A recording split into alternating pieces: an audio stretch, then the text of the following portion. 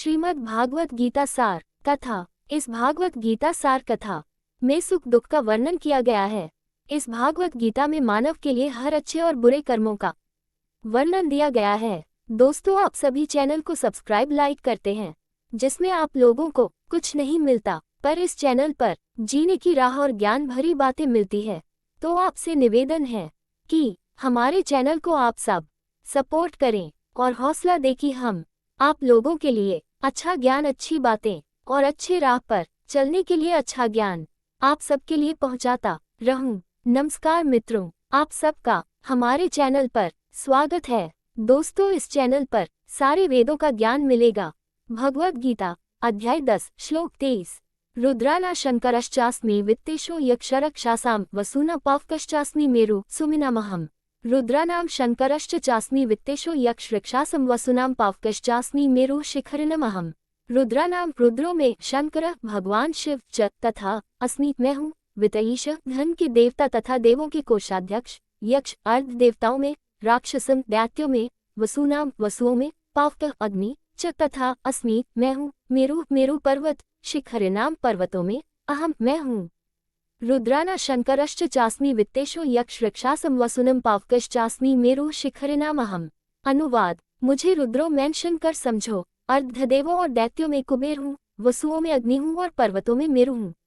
रुद्र भगवान शिव के 11 रूप है: हर, बहुरूप, त्रयंबक, अपराजित, वृश्चिकपी, शंकर, कपदी, रैवत, मृगव्याध, सर्व, कपाली। पुराणों में इन्हें अलग अलग स्थानों पर अलग अलग नाम दिए गए हैं। इनमें से शंकर भगवान शिव का ब्रह्मांड में मूल रूप है। यक्ष अर्ध दिव्य प्राणी वे प्राणी हैं जो धन अर्जित करने और उसे संचित करने के बहुत शौकीन होते हैं। उनके नेता कुबेर धन के देवता और दिव्य देवताओं के कोषाध्यक्ष हैं। इस प्रकार वे राक्षसों के बीच भगवान की विभूति को दर्शाते हैं। 8 वसु हैं: भूमि, जल, अग्नि, वायु, अंतरिक्ष, सूर्य, चंद्रमा और तारे। वे ब्रह्मांड की स्थूल संरचना का निर्माण करते हैं। इनमें से अग्नि बाकी तत्वों को गर्मी और ऊर्जा प्रदान करती है। इस प्रकार श्री कृष्ण ने इसे अपनी विशेष अभिव्यक्ति के रूप में उल्लेख किया है। मेरु पर्वत स्वर्ग में स्थित एक पर्वत है जो अपनी समृद्ध प्राकृतिक संपदा के लिए प्रसिद्ध है। ऐसा माना जाता है कि यह वह धुरी है जिसके चारों ओर कई खगोलीय पिंड घूमते हैं, इसलिए श्री कृष्ण इसे अपनी महिमा कहते हैं। जिस तरह धन एक धनी व्यक्ति की पहचान होता है, उसी तरह ये महिमाएं भगवान की विभूतियों को प्रकट करती हैं। भगवद गीता अध्याय 10 श्लोक 24। पुरोधसम च मुख्यम मा विद्धि पार्थ बृहस्पतिम योधानामः स्कंद सरसास्मि सागर। पुरोधस च मुख्यम मम विद्धि पार्थ बृहस्पतिसेनाना अहम स्कंद सरसामस्मि सागरः। पुरोधसाम पुरोहितों के बीच, च तथा, मुख्यम मुखिया, माम में, विद्धि जानना, पार्थ पृथा के पुत्र अर्जुन, बृहस्पतिम बृहस्पति, सेनानी नाम, योद्धा प्रमुख, अहम मैं, स्कंद कार्तिकेय, सरसाम जल के भंडारों के बीच, अस्मि मैं हूँ, सागर सागर। पुरोधसम च मुख्यम मम विद्धि पार्थ बृहस्पतिम सेनाई अहम स्कंद सारसम अस्मि सागरः। अनुवाद: हे अर्जुन, पुरोहितों में मैं बृहस्पति हूँ, योद्धाओं में मैं कार्तिकेय हूँ तथा जल के जलाशयों में मुझे सागर जानो। पुजारी मंदिरों और घरों में अनुष्ठानिक पूजा और समारोह संपन्न कराने का कार्य करता है। बृहस्पति स्वर्ग में मुख्य पुजारी हैं। इस प्रकार वे सभी पुजारियों में सर्वोच्च हैं। यहाँ श्री कृष्ण कहते हैं कि पुजारियों में वे बृहस्पति हैं। हालांकि श्रीमद्भागवतम के श्लोक 11.16.22 में श्री कृष्ण कहते हैं कि पुजारियों में वे वशिष्ठ हैं। वे दोनों स्थानों पर क्यों भिन्न हैं? इसका तात्पर्य यह है कि हमें वस्तु को महत्व नहीं देना चाहिए, बल्कि उस वस्तु में प्रकट होने वाले भगवान के ऐश्वर्य को महत्व देना चाहिए। यहाँ श्री कृष्ण द्वारा वर्णित सभी महिमा की वस्तुओं को भी इसी दृष्टि से समझना चाहिए। यहाँ वस्तु पर नहीं, बल्कि उसमें प्रकट होने वाले भगवान के ऐश्वर्य पर बल दिया जा रहा है। भगवान शिव के पुत्र कार्तिकेय, जिन्हें स्कंद भी कहा जाता है, आकाशीय देवताओं के सेनापति हैं। इस प्रकार वे सभी सेनापतियों के प्रमुख हैं तथा भगवान के ऐश्वर्य को सर्वोत्तम रूप से दर्शाते हैं। श्री कृष्ण आगे कहते हैं कि स्थिर जल निकायों के बीच वे गंभीर और शक्तिशाली महासागर हैं। भगवद गीता अध्याय 10 श्लोक 25। महर्षिना भारिगुरु गिरमस्म्यक्मक्षरम यज्ञान जपयज्ञोस्मि स्थावराना हिमालय।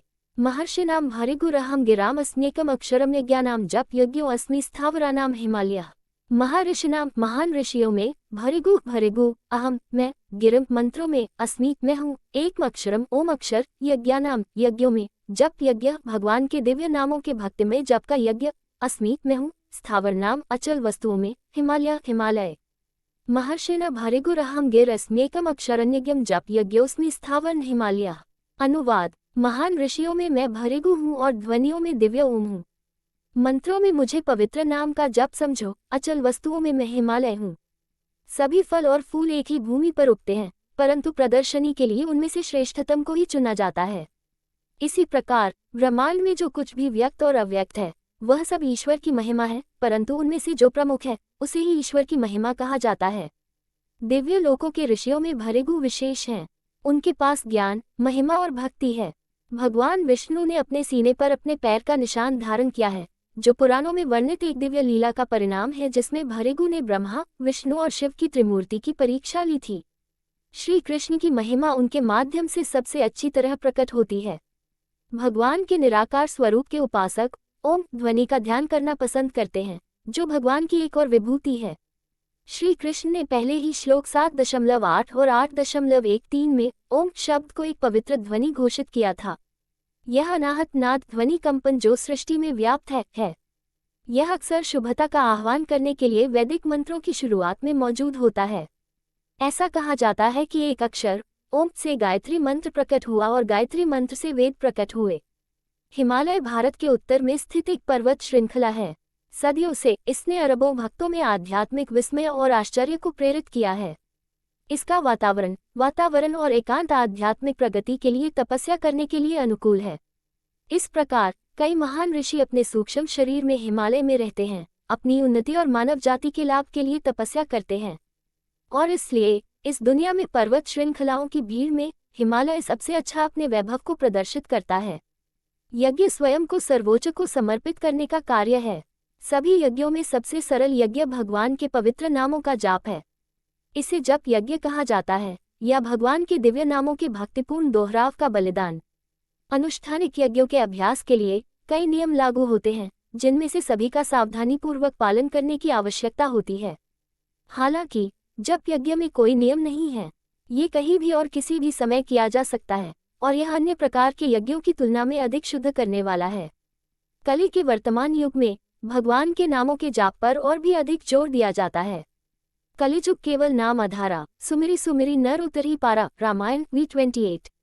कलियुग में भगवान के नामों का जप और स्मरण भवसागर को पार करने का सबसे शक्तिशाली साधन है। उद्धरण चिन्ह भगवद गीता अध्याय 10 श्लोक 26।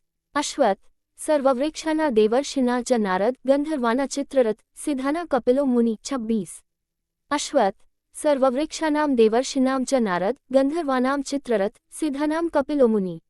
अश्वत्थ पीपल का वृक्ष, सर्व वृक्षनाम सभी वृक्षों में, देव ऋषिनाम देवऋषियों में, च तथा नारद नारद, गंधर्वानाम गंधर्वों में, चित्ररथ चित्ररथ सिद्धानाम सभी सिद्धों में, कपिलः मुने कपिल मुनि। अश्वत्थ सर्व वृक्षाना देवर्षिन च नारद गंधर्वन चित्ररथ सिद्धान कपिलो मुने। अनुवाद। वृक्षों में मैं पीपल का वृक्ष हूँ, देव ऋषियों में मैं नारद हूँ, गंधर्वों में मैं चित्ररथ हूँ, सिद्धों में मैं कपिल मुनि हूँ। पीपल का पेड़ पवित्र अंजीर का पेड़ इसके नीचे बैठने वाले लोगों पर बहुत सुखदायक प्रभाव डालता है। चूंकि यह हवाई जड़ों को नीचे भेजकर फैलता है, इसलिए यह बहुत बड़ा है और एक बड़े क्षेत्र में ठंडी छाया प्रदान करता है। बुद्ध ने पीपल के पेड़ पवित्र अंजीर के पेड़ के नीचे ध्यान लगाया और ज्ञान प्राप्त किया। दिव्य ऋषि नारद वेद व्यास, वाल्मीकि, ध्रुव और प्रहलाद जैसे कई महान व्यक्तित्वों के गुरु हैं। वे हमेशा भगवान की महिमा का गान करने और तीनों लोकों में दिव्य कार्य करने में लगे रहते हैं। वे जानबूझकर झगड़े और समस्याएं पैदा करने के लिए भी प्रसिद्ध हैं, और लोग कभी कभी उन्हें शरारती समझ लेते हैं। हालांकि यह उनकी प्रसिद्ध हस्तियों को शुद्ध करने की इच्छा है, जो उन्हें उनके आसपास झगड़े पैदा करने के लिए प्रेरित करती है, जिसका परिणाम अंततः आत्मनिरीक्षण और शुद्धि होता है। गंधर्व ग्रह पर ऐसे प्राणी निवास करते हैं जो सुंदर गायन करते हैं, और उनमें से सर्वश्रेष्ठ गायक चित्ररथ हैं। सिद्ध वे योगी होते हैं जो आध्यात्मिक पूर्णता प्राप्त कर लेते हैं। इनमें से ऋषि कपिल ने दर्शन की सांख्य प्रणाली को प्रकट किया और भक्ति योग की महिमा भी सिखाई, जिसका वर्णन श्रीमद्भागवतम तृतीय स्कंध में विस्तार से किया गया है। वे भगवान के अवतार थे और इसलिए श्री कृष्ण ने उनकी महिमा के प्रकटीकरण के रूप में उनका विशेष उल्लेख किया है। भगवद गीता अध्याय 10 श्लोक 27 उरय श्रवसंश्वाना विद्धि मामृतद भवम ऐरावतम गजेन्द्राना नारायण च नाराधिपम उच्चैः श्रवसम अश्वानाम विद्धि माम अमृतद भवम ऐरावतम गजेन्द्रानाम नारानाम च नाराधिपम उच्चैः श्रवसम उच्चैः श्रवा अश्वानाम घोड़ों के बीच विद्धि जानना माम मैं अमृत उद्भवम अमृत के सागर के मंथन से उत्पन्न ऐरावतम ऐरावत गज इंद्रानम सभी स्वामी हाथियों के बीच नारानाम मनुष्यों के बीच च तथा नारा अधिपम राजा उच्चैः श्रवसम अश्वन विद्धि मम अमृतद भवैरावतम गजेन्द्रम नारान च नाराधिपम। अनुवाद घोड़ों में मुझे उच्चैः श्रवा समझो जो अमृत सागर के मंथन से उत्पन्न हुआ है। मैं सभी राजसी हाथियों में ऐरावत हूँ और मनुष्यों में राजा हूँ। श्री कृष्ण अर्जुन को अपनी महिमा प्रकट करने के लिए प्रत्येक श्रेणी में सबसे शानदार का नाम लेना जारी रखते हैं। उच्चैः श्रवा एक दिव्य पंख वाला घोड़ा है जो स्वर्ग के धामों के राजा इंद्र का है। ये सफेद रंग का है और ब्रह्मांड का सबसे तेज घोड़ा है। ये देवों आकाशीय देवताओं और असुरों राक्षसों द्वारा समुद्र मंथन की लीला के दौरान उभरा था। ऐरावत एक सफेद हाथी है जो इंद्र के वाहन के रूप में कार्य करता है।